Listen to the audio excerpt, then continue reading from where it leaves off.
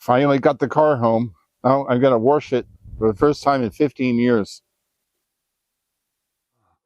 15 years worth of dust from sitting around in the garage.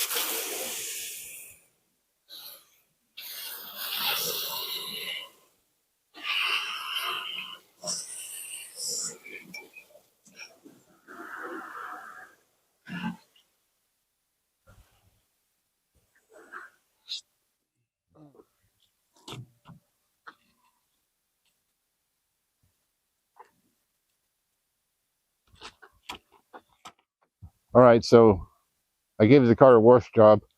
I'm going to look at the engine now.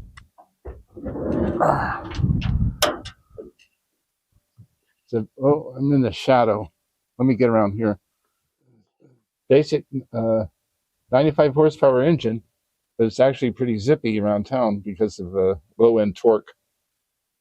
So I don't have any problem with the way it runs, anything like that. This spare is really old. It says U.S. Royal, so I know it's really old, and I'm probably going to have to replace that. It's missing a lug nut here too. But anyway, there's the engine. Okay. Now we're going to look at the trunk. The trunk's in the front. Okay.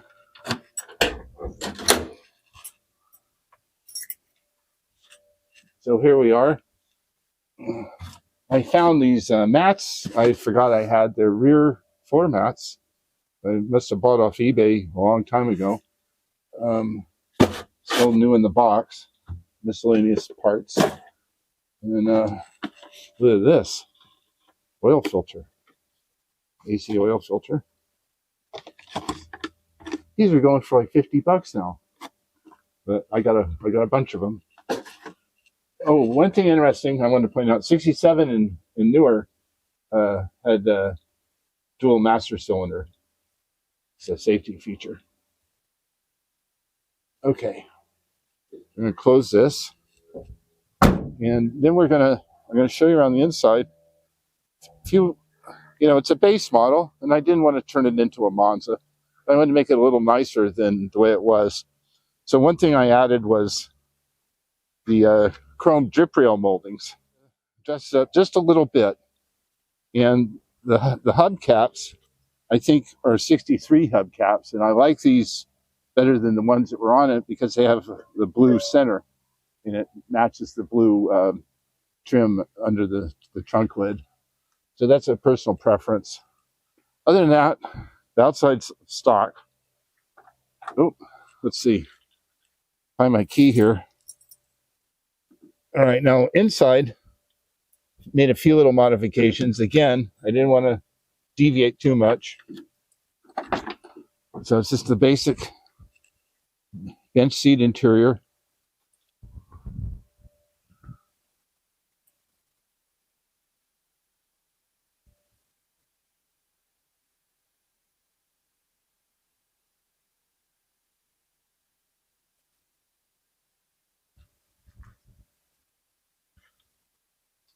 So on a Corvair, there's these drain holes under here with a little rubber flap on them. And it's called the flush and dry rocker system. And it goes all the way up the rocker panel.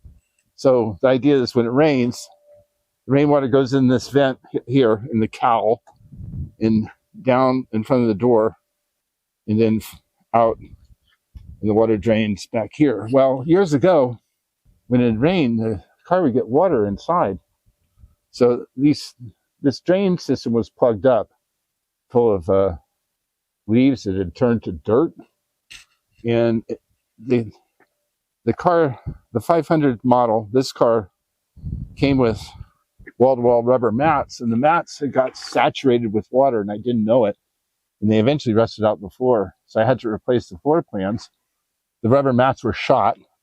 So I opted to put dark blue carpet in it just to give it a little extra touch of luxury. So that's non-original, but it's just a little upgrade without taking away from the base model. And then here's a rubber floor mat I found. NOS, new old stock. So the carpet's a modification. Now I'm going to go around to the driver's side. Right, one thing I added was I found a new clock on eBay. So I added a clock. And then the only other thing I changed was the steering wheel. The base steering wheel was very plain and had a center horn button. The original one was discolored and was out of round for some reason. I don't know how that ever happened. So I upgraded it to this steering wheel, slightly nicer. Other than that, it's pretty much stock. Oh, and here's the old lady's hat pin. It's been here for years, right here. The original owner, her name was Gladys Nelson, out of Sacramento. And I found the paperwork in the glove box here. This is interesting. The original optional features and accessories. And then the owner's manual. I found this. The original warranty card, they call it a Protecto plate. This is a Protecto plate. And Gladys Nelson, Sacramento, California. And it was sold by Lou Williams Chevrolet in Sacramento. I don't think Lou Williams Chevrolet is still around. Probably not. So anyway, all this original paperwork stays with the car. Okay. Oh, and the stickers on the glove box here are still good. And it tells you to keep the tire pressure high in the back and low in the front. And a lot of people ignore that, or at least they did back in the day. People that know Corvairs now know you're supposed to keep 11 or 12 pounds tire pressure difference. All right. All right, we're going to go for a little ride around the block here.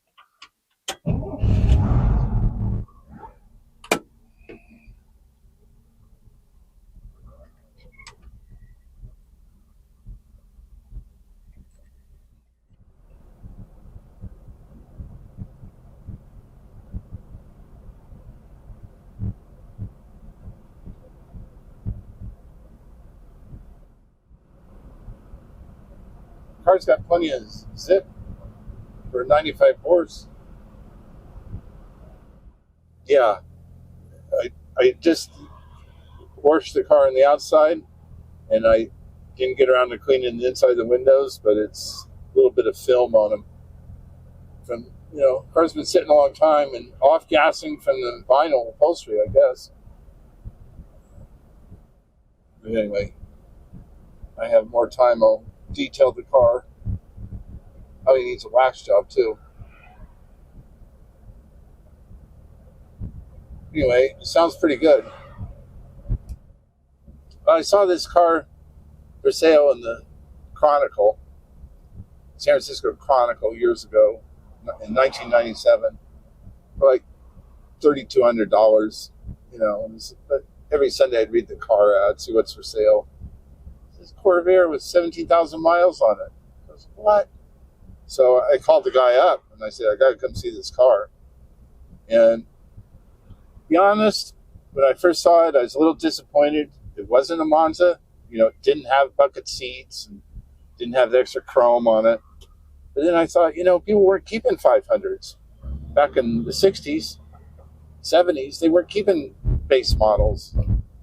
So if you go to a car show, nowadays, all you see is Monzas and Corsas, the upgraded Corvairs, but you never see a 500 hardly. So anyway, the car is so cute, I couldn't resist it, so I bought it. It had carburetor issues. Drove it back to the Bay Area from Sacramento on Interstate 80, and but after having the car a while, I noticed it had carburetor problems. But that's all been fixed, of course. But the car pretty much sat around the whole time I had it. I might have put think I put like 4,000 miles on it. But I didn't put all those miles on it. I think my daughter drove the car for a few months. Her car broke down, and I let her borrow this. She likes it. Anyway. So I guess I've had it 26 years. Most of that time it's been sitting around. There weren't that many 500s produced in 67. I don't know the exact number, but there's not many of them around now. I knew a guy in San Francisco years ago, and he had a 66 or 67 four-door 500. A four-door late model Corvair is really hard to find. I don't know whatever happened to it. Anyway, the body on this thing is tight. There's no squeaks or rattles. So anyway, the past month it's been at my mechanics here in town, and I had him, go through everything, make sure it's okay. I told him first thing we want to do is pull the spark plugs and squirt some oil down into the holes, and then hand crank the engine with a wrench, make sure it's not frozen, which it wasn't. So he did that. He put new spark plugs in it, changed the oil in the filter, and put a new battery in it. You still get batteries for these at Costco. It fits. And then the gas had been in that tank for 15 years. Luckily, at some point, I added a fuel additive or a gas treatment or whatever it was. I forget. The gas was still good after all that time. So anyway, it started and ran. So I had them check the brakes, make sure the wheel cylinders weren't leaking, which they weren't. Just had them go over it, make sure everything worked. And it's fine now. One of the things I noticed driving it home from the shop, though, is it rode rough. And I think it had flat spots on the tires from sitting so long.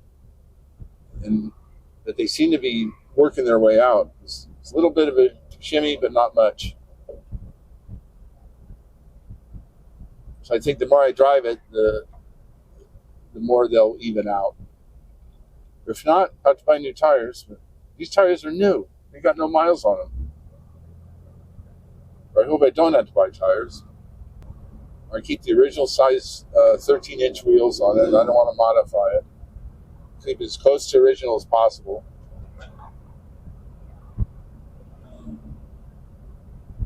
Yeah, it's just humming right along. Car runs like a sewing machine. There's nothing wrong with the car, but the original GM paint, especially metallics, don't hold up. So one day I polished the car with a buffer, polished it, brought the color back and waxed it. Within a couple of months it was faded again. So I thought, you know what? I'm going to restore the paint.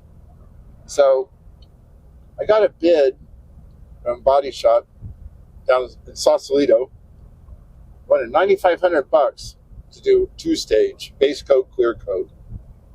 And I thought, well, that's too much. So I found a guy who was kind of in the small independent shop, let's say, who said he'd do it for $7,000. So anyway, I had him do it to save $2,500. Well, he had the car 2 years, which is okay, but he was down in the flats in Santa Fe, and the area was prone to flooding, So I get the car back, and I can't get it to run.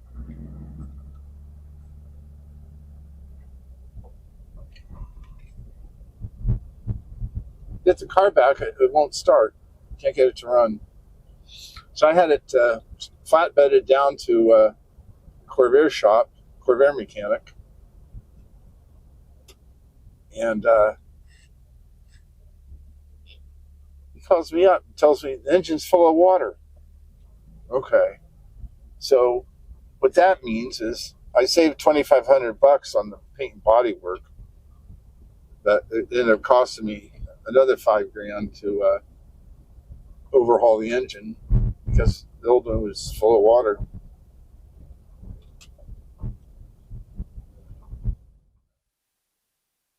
Okay, well, made it back. Car ran like a champ. No issues. So maybe we'll drive it more often.